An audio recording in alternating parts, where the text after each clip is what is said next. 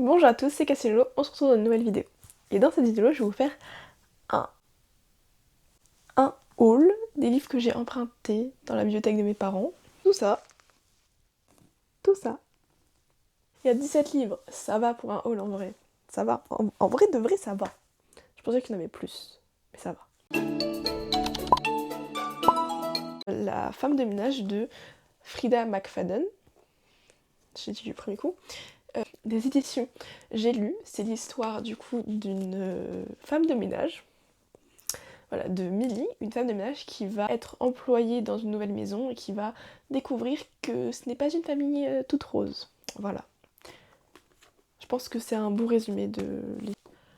En vrai, j'avais déjà commencé à lire un autre livre de Frida McFadden.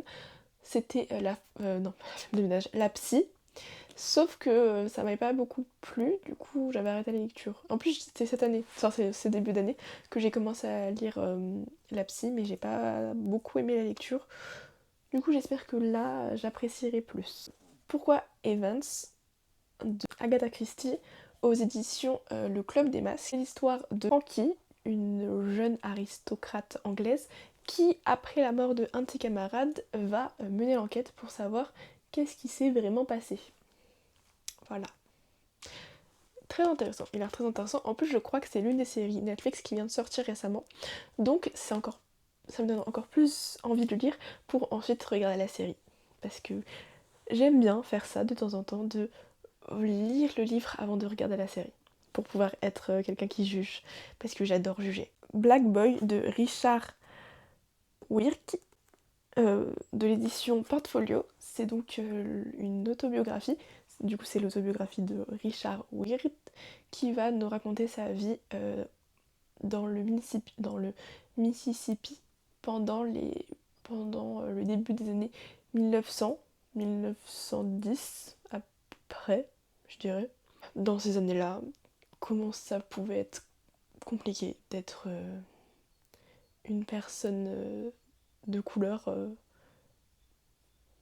à cette époque-là. Je vous présente Kif Taras de Rokhaya Diallo et Grace Lee aux éditions First Edition, qui est du coup un livre. Le livre est dérivé de leur podcast du même nom, qui s'interroge sur les questions raciales, surtout du coup dans notre société actuelle. Et donc du coup, ça a l'air très intéressant. Je pense le lire très prochainement parce que c'est quelque chose qui m'intéresse beaucoup, parce que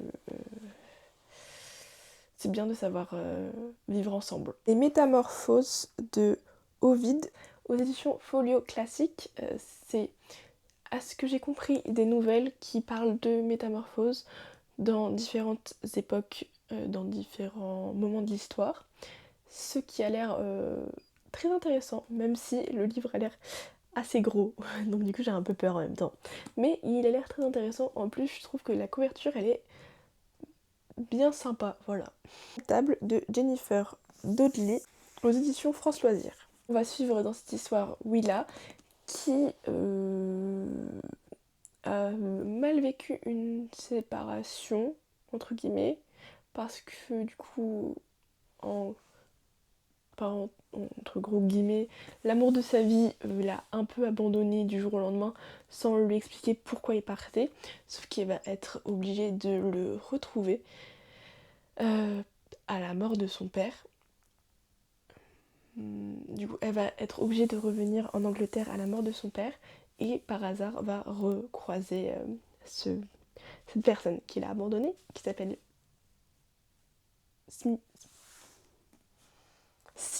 Une histoire d'amour compliquée. Mickey 7 de Andrew Ashton aux éditions Bragelonne. J'ai vu le film qui est sorti en 2024-25 avec Edouard Cullen, Cédric Diggory, Robert Pattinson. Voilà, il est sorti l'année dernière. Et donc du coup, j'avais bien envie de le lire. C'est l'histoire de Mickey qui est un employé qui est un peu jetable parce qu'il peut se réinventer à l'infini, parce que grâce à une énorme imprimante qui imprime du coup un humain, enfin des humains, il peut se recréer à l'infini. Et donc du coup on l'utilise pour les missions qui sont dites trop dangereuses. Donc voilà. Son défense, Harlan Coben de l'édition Pocket. Et du coup l'histoire de Win Lockwood, qui est un détective privé qui s'est retrouvé au pied du mur durant l'une des enquêtes car il n'a pas réussi à retrouver 2 enfants qui avaient été kidnappés, et qui va se retrouver en face de l'un des enfants 10 ans plus tard, mais qui va encore le laisser s'évaporer dans la nature, et il va donc demander à un de ses plus proches amis, Bolitar, de l'aider à savoir le fin mot de cette histoire. C'est Le Petit Prince de Antoine de Saint-Exupéry. Est-ce que je vais vous faire l'affront de vous raconter, enfin de vous faire le résumé du Petit Prince? Je pense que je vais vous faire cet affront pour au moins que tout le monde le sache. Et on va suivre les aventures du Petit Prince qui va décider de partir à l'aventure car il a toujours été sur sa petite planète, et donc du coup il a envie d'explorer ce que le monde lui réserve. Voilà, c'est un classique que je n'ai pas encore lu. Nous avons le retour, Héros de l'Olympe, le fils de Neptune, de Rick Riordan. C'est la suite de Percy Jackson, que je n'ai jamais lu. J'ai jamais lu un seul Percy Jackson, je n'ai même jamais vu les films, ni la série. Mais du coup c'est la bonne occasion. Je sais que dans ma bibliothèque j'ai aussi, je crois que j'ai le tome 2 et 3 et 4 de Percy Jackson, sauf que je sais pas où est le tome 1, parce que je sais qu'on a le tome 1, mais je ne le trouve pas. Donc je vais rajouter dans ma pile à lire un livre de Percy Jackson, mais qui n'est pas le bon pour commencer Percy Jackson. Mais c'est ok.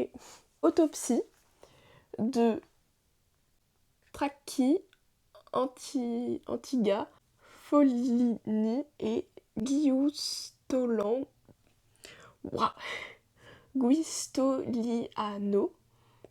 Du coup c'est L'autopsie, tome 1, Le sacrificateur, par Antoine Krapke, médecin légiste. Voilà, donc une médecin légiste, donc je pense que c'est elle sur la couverture, qui va être au cœur d'une enquête, enfin qui va se retrouver contre son gré sur une enquête de meurtre suspect, et donc du coup elle va essayer de savoir ce qui se passe, si j'ai bien compris le résumé. Et donc du coup les dessins ça ressemble à ça, c'est assez sombre, c'est un peu sombre, c'est pas très très joyeux j'ai l'impression. Stephen King, différentes saisons, de l'édition Le Livre de Poche. Ce sont du coup un recueil de nouvelles séparé en 4 nouvelles, si j'ai bien compris. Et avec quel titre à chaque fois? Des saisons du coup pour les différentes saisons. C'est logique. Non coupable de John Grisham. John Grisham, non coupable, de l'édition Pocket. Voilà. Et c'est donc du coup, on suit du coup l'histoire d'un jeune avocat qui va défendre un de ses clients qui est donc du coup non coupable, mais ça va être compliqué à démontrer parce que c'est une personne de couleur pendant, dans le Mississippi, pendant une époque où le Ku Klux Klan était présent. Du coup, on se doute bien que ça va être peut-être un peu compliqué à défendre. La mémoire dans la peau de Robert Ludlum, éditions Le Livre de Poche, un homme qui va être retrouvé blessé et qui, en se réveillant, va découvrir qu'il ne se rappelle plus rien de son passé et va mener une enquête pour savoir qu'est-ce qui s'est passé dans son ancienne vie. Voilà. Blackwater, tome 1 et tome 2. Et on suit une famille sur plusieurs générations dans l'Alabama, et donc du coup on suit leur quotidien et leur histoire. On arrive au dernier livre. On arrive au dernier livre qui est lourd. Je viens de le prendre dans ma main, il est lourd. J'ai pris que des livres lourds. C'est Les hommes qui n'aiment pas les femmes de Stieg Larsson aux éditions Acte Noir, Acte Sud. Voilà, encore un beau livre. Histoire d'une enquête qui va essayer de retrouver une petite fille disparue depuis plusieurs années. Voilà. Voilà, c'est la fin de la vidéo. J'espère qu'elle vous aura plu. J'espère vous avoir donné envie de lire peut-être un des livres que je vous ai présenté aujourd'hui. Je vais devoir les ranger dans ma jolie bibliothèque. C'était Cassivelo. Au revoir. Pardon. Arras.